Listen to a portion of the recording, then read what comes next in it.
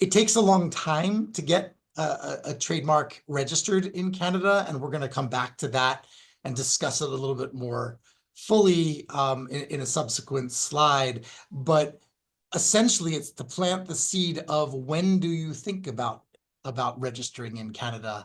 Because in my experience, a lot of US businesses think about Canada way too late.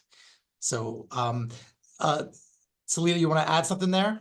Sure. I mean, Canada is the natural progression once you've filed in the US because we're so close and there is such, over the border business that we all do together. In my experience, I definitely file a lot of trademarks in Canada coming from US clients. We'll discuss when it is important and why it is even more so important to file a trademark in Canada.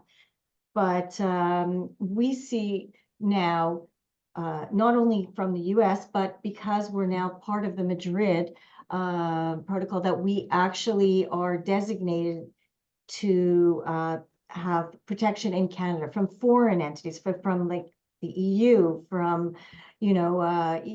from countries in Asia, wherever they may be, South America, they look to Canada. So also, it's important to note that I'm asked a lot, well, I have registration in the US, doesn't it cover me in Canada? And that is not the case.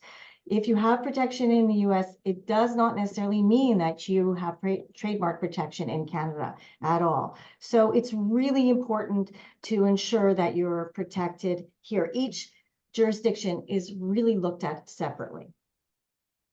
I just want to come back on something you said, just in case any of our listeners aren't familiar with it. You mentioned that Canada is a member of the Madrid Protocol, and that's why you're getting a lot of applications from countries all over the world, more so than in the past.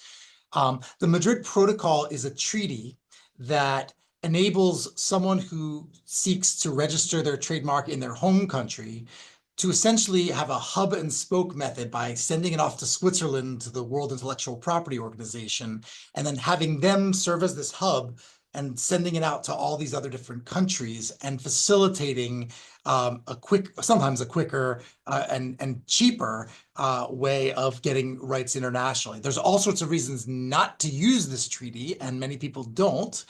But Madrid Protocol makes it as easy as checking a box and saying, I want to include Canada in the places that I want to register my trademark, and having that proceed. So we'll talk a bit more about that later. You got something to add? And that is, Canada only became a member in 2019. And in 2019 was a big year for Canada. We had many, many changes in our trademark law.